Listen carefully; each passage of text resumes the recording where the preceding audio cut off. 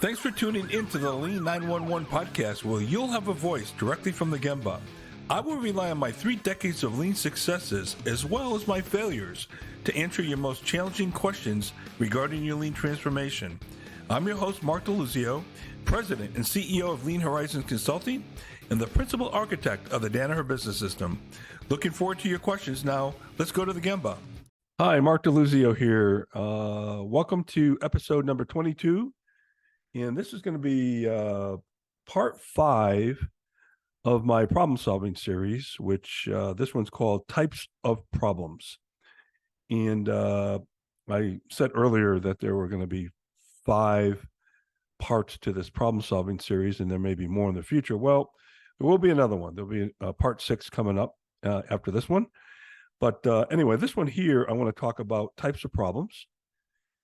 And before I do that, by the way, we're a little bit behind on our podcast. I was in India for 2 weeks. It's my 4th time this year being there, and we've got a great client over there that we're working with, and I love going there. People are great, and these guys really want to get better, and it's so much fun to work with them and see their enthusiasm every time we leave. They're more excited than we when we got there. So anyway, we're a little bit behind on our posting. So this one here should have been the November 1st podcast, and it's going to be up a little bit late, but we'll get back on track on the 15th. We post every 1st and 15th of the month. So we'll get back on track, because tonight I'm going to be doing a bunch of them in batch. I know that's bad for a lean guy to say I'm going to do batch, but maybe I'll change my shirt so that everybody who's watching thinks that I'm actually doing them at different times, so they think I'm practicing one piece flow. But anyway, let's talk about types of problems. Now, before I get into the types of problems, I want to tell you a story. I was at a potential client. Well, I guess it was a client, which I ended up deciding not to work with. And we're at this company. It was in St. Louis. It was a chemical company, and the CEO was a chemical engineer. And he could not understand why all of these different mistakes were being made. And his people were making all kinds of mistakes, and they're dealing with chemicals, so it's kind of a big deal. And by the way, they had unbelievable safety violations at this company in so many different aspects, but that's another story for another day. So he wanted me to address his team. There were about 30 people in the room, all good people. I got to talk to them, and all these people wanted to do the right thing, right? And he stood up in front of them and says, how can I get these people to engage right in front of them? And how is it that they keep making all of these mistakes? Now, he had no standards established anywhere, okay? And he was complaining at this point about mixing chemical A with chemical B, and everybody should know that those 2 chemicals can't be near each other, and all this, right? So I first asked the question, well, how many people here are chemical engineers? Like, let's just call him Charlie. Wasn't his name, and only 3 people out of the 30 raised their hands. Okay. How many people know that chemical can't be mixed with that chemical? And believe it or not, 2 of the 3 engineers raised their hand, which is kind of scary. So I looked at the CEO, and at this point, once he did that, I said, I'm not working with this idiot. Okay. Sorry. I've got my standards, and I felt bad for the people there because they're good people. But I looked at him right in front of these 30 people, and I said, how do you know they made a mistake? Well, it's obvious. Everybody should know. Yeah, but I want to know, how do you know they made a mistake? And he says, well, it's obvious. I mean, anybody would know that you don't mix A with B, and you don't do this, and you don't put this over here. And he went on all the different mistakes that are continually being made in this company. I said, well, do you have a standard that you're comparing their performance against? Do you have any kind of document that says, here's the policy, here's the standard? Well, no. I mean, we should, people should know better. I said, well, look, if you don't have a standard, then you cannot sit there and say they made a mistake. You cannot do that. Okay. Because it's your opinion now. And I know you're a chemical engineer, except for, you want to make it so foolproof, and this stuff is kind of dangerous. You want to make it so poke-yoked, if you will, that you can't make a mistake. And that's what process improvement is all about, building quality into the process, not fixing it after the fact.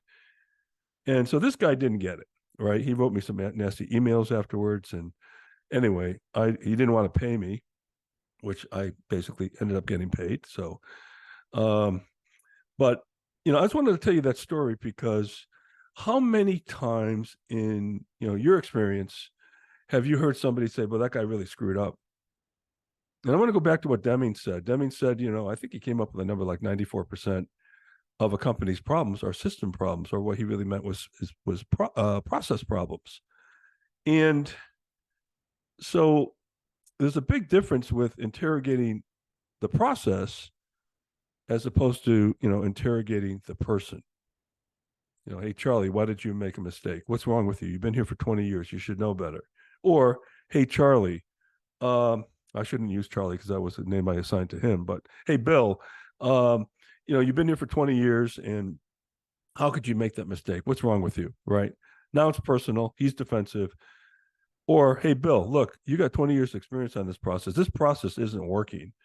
I need your help and your experience to help, get on a Kaizen team, let's say, and actually make this process better. What do you think? Because we're not going to let this process do this to us again. That's a whole different conversation, right? So anyway, I thought I'd start with that because it ties back into problem solving, creating standards, and performing to the standard, which again leads me into the three types of problems. Now, these are my views on types of problems. I think there's a lot of literature out there, and some of the academics probably want to make it a lot more complicated than it needs to be. But I look at problems one of three ways. One, I call it a type 0 problem. And I use the word zero or the number zero because it's zero. That basically means no standard exists. So that's why I use zero. Okay. You got a type 0 problem if you don't have a standard. Okay. Now, down the line, I'm going to be doing a episode on my 10 rules of a process, which you can argue are standards, right? And the first rule of the 10 rules that I have is if it's not documented, you're not allowed to call it a process. Because, if it's in your head and somebody else's head, in my head, we got at least three versions of that quote unquote process. So you can't call it a process, right? So there'll be more on that later. But keep in mind, though, that just because it's documented does not mean you have a process, because there are 9 more rules you have to think about as you go through. All right. But the first rule is kind of like Monopoly. You cannot pass go. You cannot collect your $200.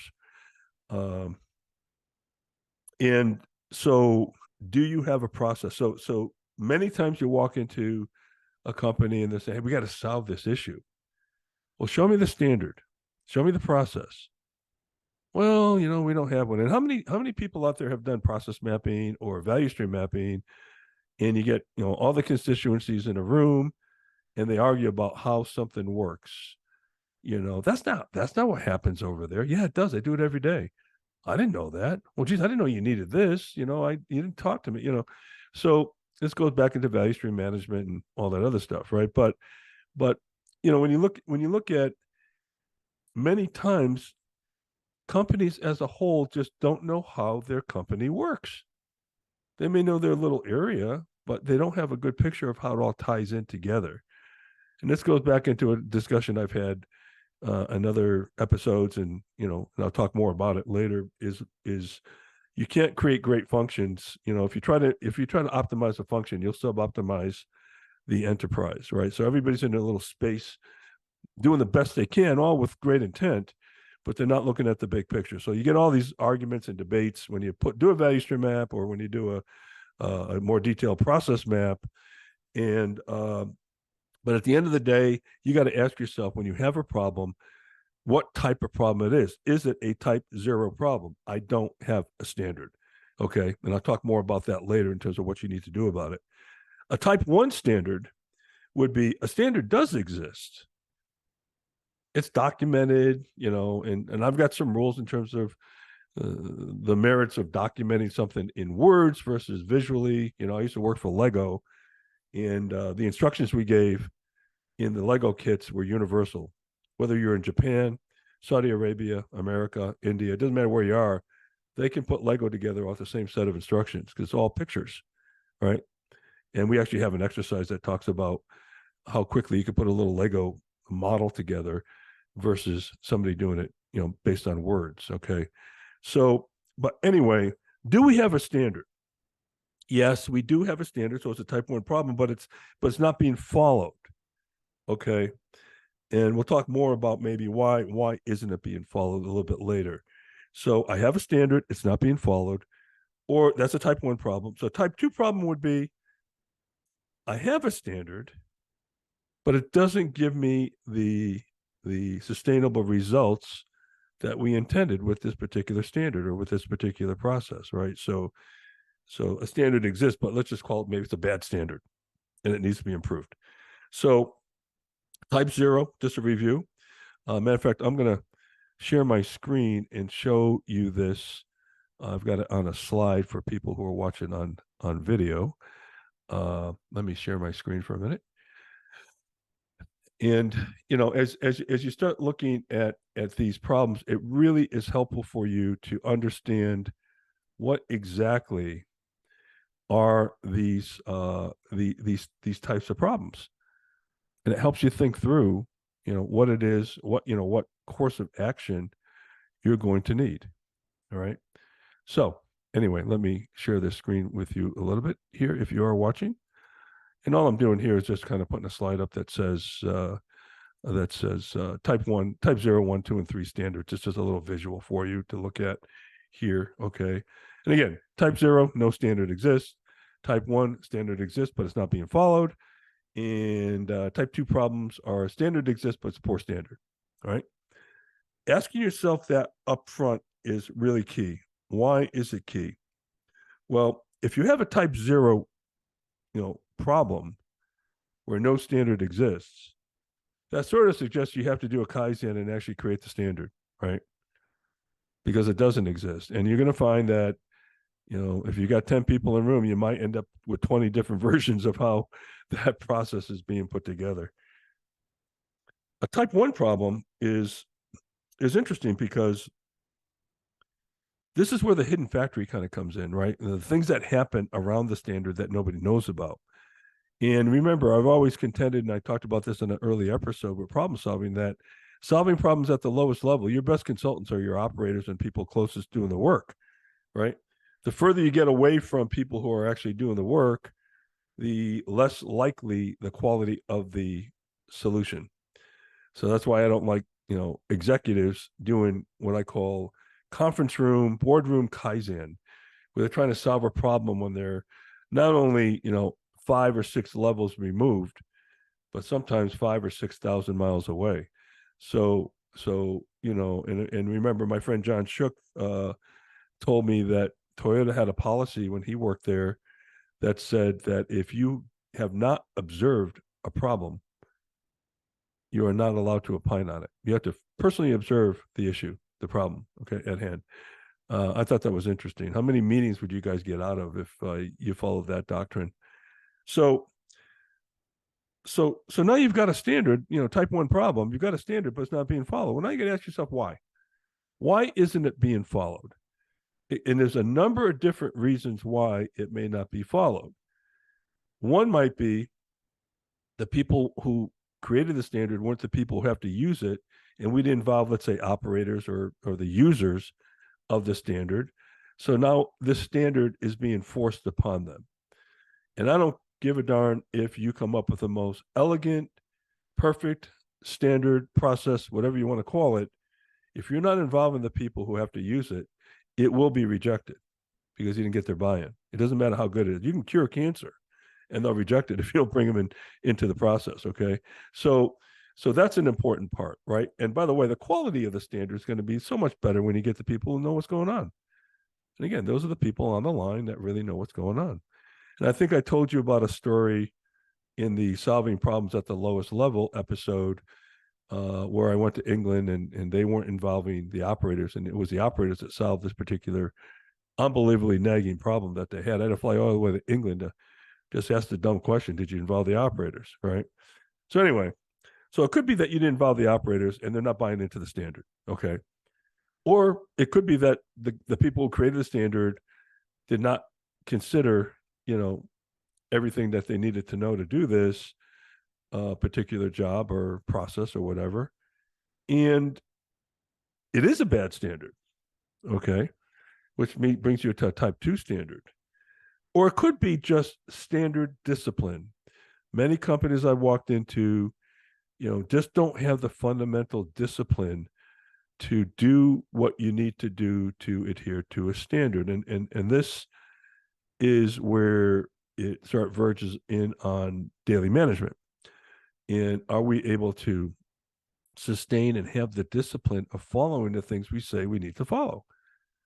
Even something as simple as drawing a yellow line on the ground and then putting a skid on the yellow line, we just broke our standard. All right.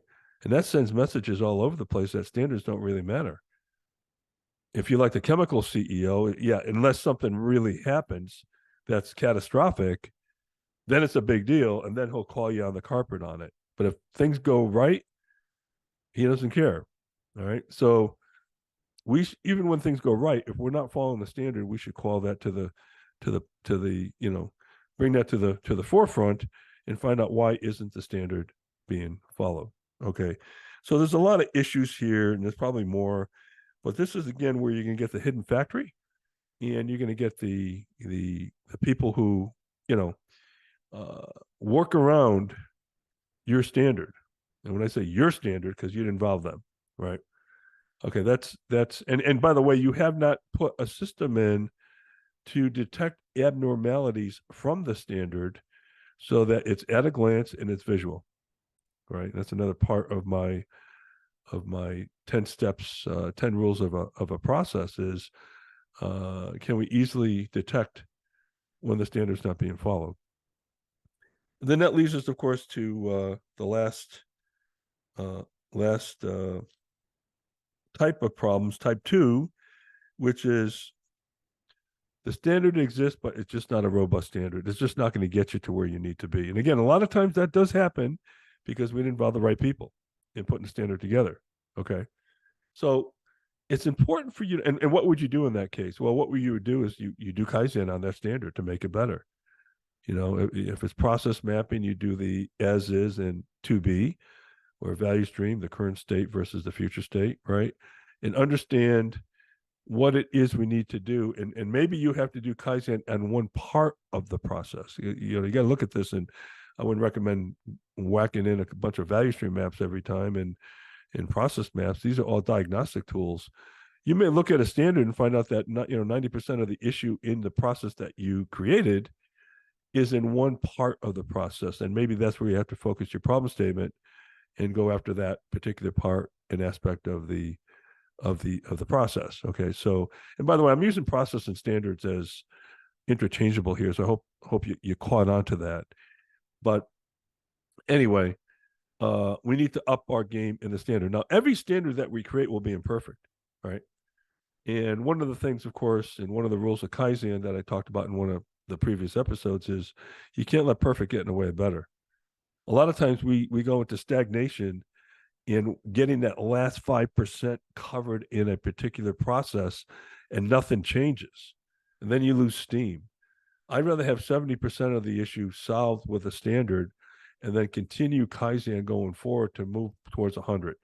But waiting is probably the biggest waste. And that is one of the 7 Ono wastes, right? Waiting. And it's not only based on inventory or processing a document, it's things like this, where you just hold off because you're trying to be perfect. You got to realize you never will be. All right. If you believe in continuous improvement, there's this notion of perfection that we're always going to try to go after. However, we'll never reach there. Right. And we've got to continue to evolve. So anyway, I thought I'd just throw this out there, the 3 types of problems. I found it very helpful to think about what type of problem I have before I start looking at, a problem definition or being more specific about problem solving, because it will lead you to a proper course of action if you understand the animal that you're trying to improve. Okay, and so again, type 0, 1, and 2.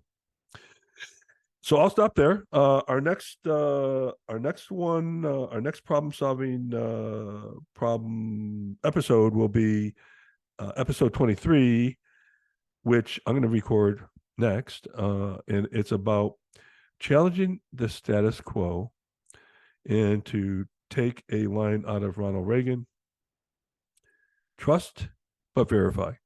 Okay, and I'll talk more about that in the following episode. So anyway, Mark DeLuzio, thank you for listening. Episode 22, and we're going to get this one up as fast as we can, and get us back on track, because my on-time delivery is in the red zone, and that's not good for a lean guy to have that happen. So anyway, thank you. Any questions, please email me at Mark, M-A-R-K, at lean911.com. Mark at lean911.com. I just did a podcast in Australia, and I learned that they don't use 911 over there. They use 000. So if you're in Australia watching this, it's still Lean 911. Okay. So, but anyway, all my friends in Australia. Anyway, talk to you soon. See you next time. Bye-bye.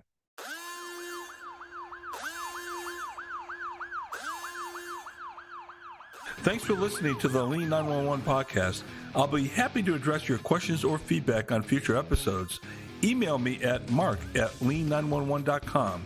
You can check out our other episodes by visiting our website at lean911.com, our YouTube channel, wherever you listen to podcasts. This is your host, Mark DeLuzio. Thanks for listening.